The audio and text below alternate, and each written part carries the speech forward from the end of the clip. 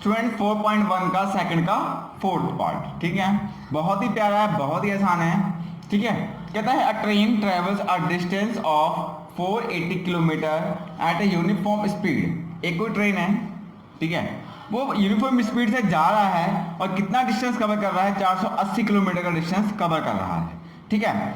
If the speed has been 8 kilometre और less, अगर train की जो स्पीड थी कोई भी, अगर उससे वो 8 किलोमीटर पर आवर की स्पीड कम कर देता है, तब उसको वो सेम डिस्टेंस कवर करने में 3 घंटे ज़्यादा लगता है। मतलब कि it would have taken 3 hour more to cover the same distance. अगर ये ट्रेन है, ये डेस्टिनेशन पॉइंट है, जो इसका डिस्टेंस है कितना है, 480 किलोमीटर है, ठीक है। ये ट्रेन है, ये डिस्टेंस है, ठीक है, कितना है, 480 किलोमीटर है। अभी वो क्या कर रहा है, एक स्पीड से जा रहा है, वो स्पीड एक्स है, मान लो एक कांस्टेंट यूनिफॉर्म स्पीड से जा रहा है, जिसको टाइम कितना लग रहा है हमें नहीं पता, ठीक। अभी क्या गया है, अभी ट्रेन की स्पीड थोड़ा स्लो हो जाता है, उससे कम चलाता है, थोड़ी स्लो स्पीड से जा रहा है, तो ऑब्वियस है इसमें टाइम ज़्यादा लगेगा अगर धीरे स्पीड से जा रहा है। इसमें तेज़ी से जा रहा था, इसमें स्लो जा रहा है, तो इसको जाने में, इसको मान लो 5 घंटा लगता है, तो इसको जाने में कितना लगेगा, 5 + 3 = 8 घंटा। आई बात समझ में? मतलब सेम डिस्टेंस कवर करने में यहाँ पे 3 घंटा ज़्यादा लगेगा जितना टाइम यहाँ पे लग रहा है। तो ये सिचुएशन रही कुछ, ठीक है। अब इस सिचुएशन को हम लोग ड्रॉ करते हैं और निकालते हैं कि ट्रेन की स्पीड क्या थी। तो चलो स्टार्ट करें, मान लेते हैं, सोल्यूशन करो स्टार्ट, ठीक है। मान लेते हैं let the speed of the train, let the speed of the train क्या मान लेते हैं हम लोग, x किलोमीटर पर आवर मान लेते हैं, ठीक है। मान लेते हैं कि जो स्पीड है ना ट्रेन की, वो क्या है, x है, हमें नहीं पता। उसके बाद हमें पता है कि डिस्टेंस कितना हमारे पास, डिस्टेंस हमें पता है कितना है, 480 किलोमीटर है, ठीक है। डिस्टेंस कितना है, 480 किलोमीटर है, यूनिफॉर्म स्पीड भी पता है हमें। अब एक चीज हमें क्या पता है, हमें पता है कि स्पीड क्या होता है, स्पीड क्या होता है, डिस्टेंस और टाइम। स्पीड क्या होता है, डिस्टेंस ओवर टाइम, ठीक है। अब टाइम क्या होता है, सॉरी, टाइम क्या होता है, टाइम इधर ले जाएंगे तो क्या हो जाएगा, डिस्टेंस ओवर स्पीड।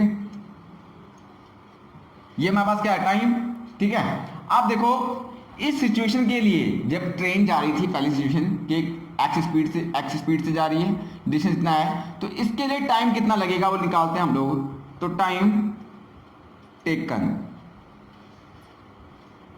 की बात करें तो टाइम टेकन क्या होता है, डिस्टेंस ओवर टाइम, क्या होता है, distance over speed, sorry time क्या होता है, डिस्टेंस ओवर स्पीड, ठीक है।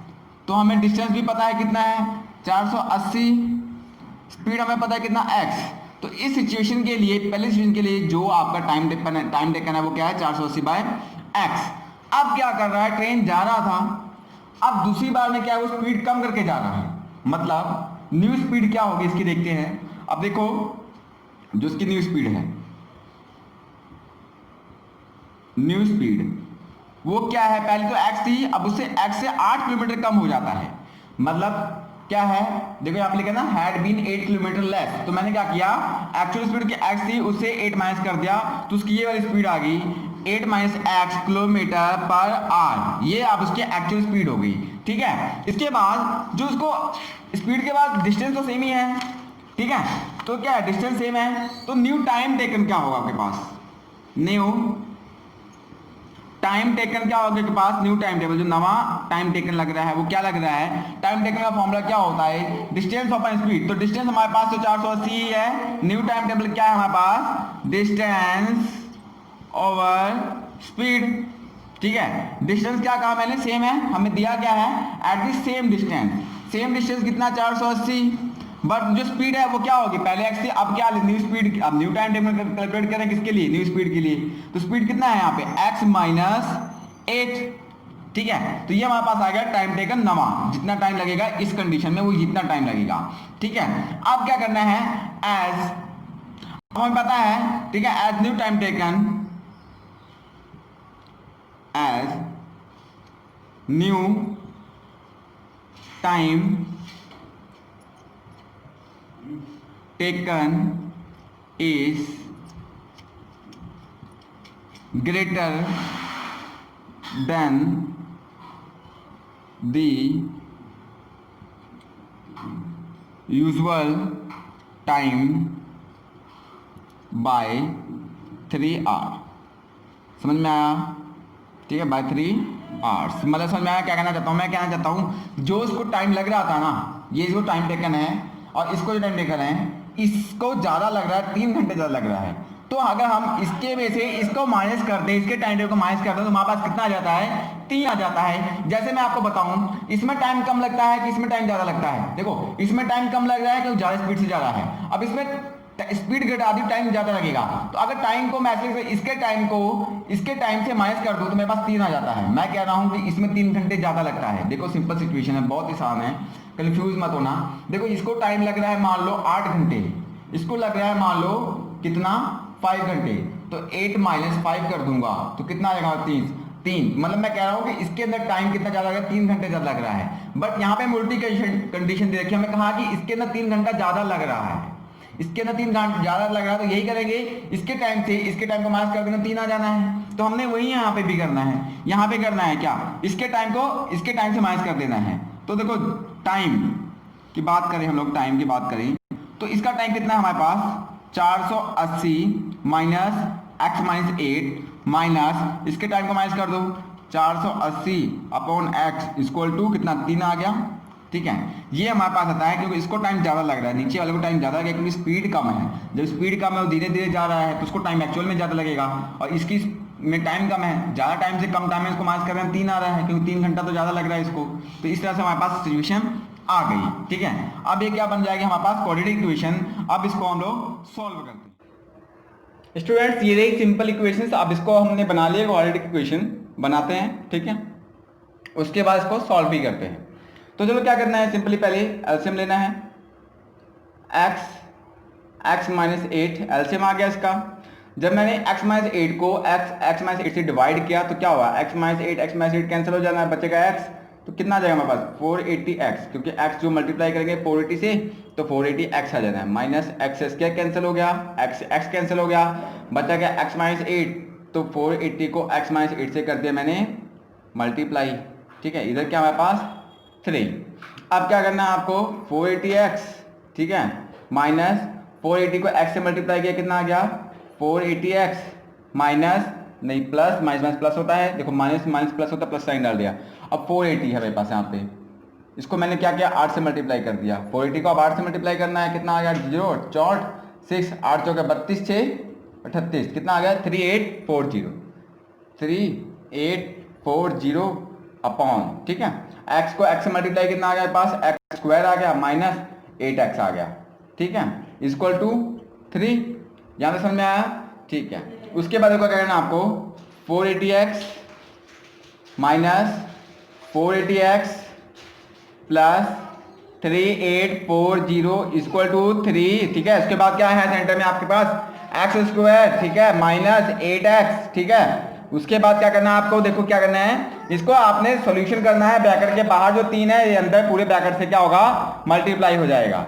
ठीक है, देखो 480x minus 480x plus 3840 equal to 3x square minus 24x, 8 3 24 होता है। ठीक है, अब ये क्या हो गया? कैंसिल हो गए, सॉरी ये दोनों कैंसिल हो गए, प्लस माइनस। अब बचा क्या हमारे पास? ये चीज इधर लेके आता हूँ, चाहे इसको मैं उधर लेके जाता हूँ, मर्जी आपकी है। ठीक है, तो क्या कर लेते हैं? 3x square minus 24x minus 3840। ठीक है, ये उधर जाके क्या जाएगा? माइनस में हो जाएगा। ठीक है, तो ये मेरे पास इक्वेशन बन गई। ओके, अब क्या करना है? हमने इसके फैक्टर बनाने हैं 24 के। अभी देखिए एक चीज और नजर आ रही, क्या इसमें कॉमन सम में निकालें? 3 सब में आ रहा है, 3 में से कॉमन निकाल लेते हैं। तो इसमें से सब में मैंने क्या किया? 3 कॉमन निकाल लिया। तो यहाँ पर क्या बचा? एक्स स्क्वायर, यहाँ क्या बचा? 8x, यहाँ क्या बचा देखते हैं, यहाँ क्या बचता है? 3840 को डिवाइड किया किसके साथ? 3 के साथ, तो 3 × 3, ठीक है, कट गया, बचा 8, 3 दूनी 6, 2 4 3 8 24, ठीक है, 0 आ गया, 0 जाता नहीं है तो ये 0 क्या मतलब 1280 आ गया। तो कॉमन जो निकलेगा उसके बाद बचेगा यहाँ पे 1280, ठीक है। अब देखो क्या बन गया हमारे पास, बन गया सिंपली क्या है एक्स स्क्वायर माइनस का 8x माइनस 1280 इक्वल टू 0, ठीक है। इसको मैंने ये वाला उधर कर दिया, ये वाला उधर कर दिया, ठीक है।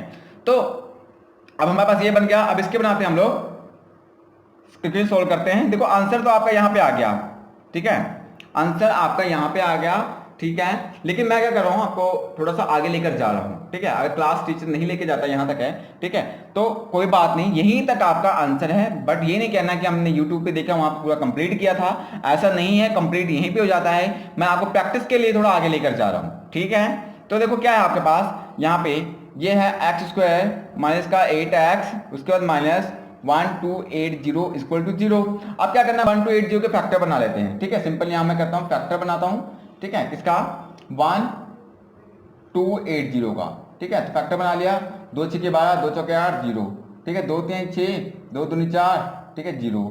उसके बाद 2 एकम 2, 2 6 12, उसके बाद 80, उसके बाद 40, ठीक है, उसके बाद 40, ठीक है, उसके बाद 20, उसके बाद 10, उसके बाद 5 सॉल्व हो गया। इसके फैक्टर बन गया मेरे पास। देखो क्या फैक्टर बने हैं, अगर यहाँ लिखें फैक्टर को हम लोग, ठीक है, क्या है 2 2 2 2 2, कितनी बार है 1 2 3 4 5 6 7 8, 1 2 3 4 5 6 7 8, ठीक, कितने हो गए मेरे पास 5 6 7 और यहाँ 8, एक 5 भी लगा देते हैं, ठीक है। हमारे पास ये फैक्टर है। अब इसको करते हैं 2 दूनी 4, 4 दूनी 8, 8 दूनी 16 दूनी 32, ठीक है, उसके 5 दूनी 10, 10 दूना 20, 20 दूना 40, तो ये 40 बन गया, ये 32 बन गया।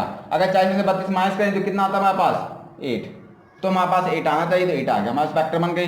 सिंपली क्या करना आपको, एक्स क्या है, उसके बाद बोलो प्लस या फिर माइनस कर दो, प्लस कर दो 32x, उसके बाद माइनस 40x, उसके बाद माइनस 1280 इक्वल टू 0, ये बन गया हमारे पास, ठीक है। क्योंकि 40 में से 32 जाएंगे तो माइनस 80 आएगा ना, क्योंकि साइन तो माइनस का है यहाँ पे 40 में, तो ये माइनस का ही आता होता है। अब इन दोनों में से क्या करना, हमने कॉमन निकालना है। तो मैंने क्या किया, x कॉमन निकाला, यहाँ बचा क्या x, उसके बाद यहाँ क्या बचा प्लस 32, ठीक है, ये माइनस कॉमन निकाला, कितना निकाला मैंने कॉमन यहाँ पे 32, अंदर क्या बचा x प्लस 32 इक्वल टू 0, ठीक है। अब देखो क्या करना है आपको, ये दोनों कॉमन होते हैं, तो हम क्या करते हैं x माइनस ये वाला x को, ये माइनस 40 को एक ब्रैकेट में लिख लेते हैं, इन दोनों को हम लोग क्या करते हैं एक बार लिखते हैं, ठीक है। उसके बाद इक्वल टू 0, उसके बाद सॉल्व करते हैं, x माइनस 40 इक्वल टू 0, उसके बाद x plus 32 equal to 0, x equal to 40 and x equal to minus 32। जो आपकी स्पीड है वो माइनस में नहीं होगी, प्लस 40 में होगी। तो जो स्पीड है ट्रेन की, जो we need to find speed of train, तो आपकी जो स्पीड ऑफ ट्रेन है, स्पीड ऑफ ट्रेन हमने कितना निकाला 40 किलोमीटर पर आवर, ठीक है। जो सिंपल स्पीड थी ट्रेन की वो क्या थी 48 किलोमीटर पर आवर थी।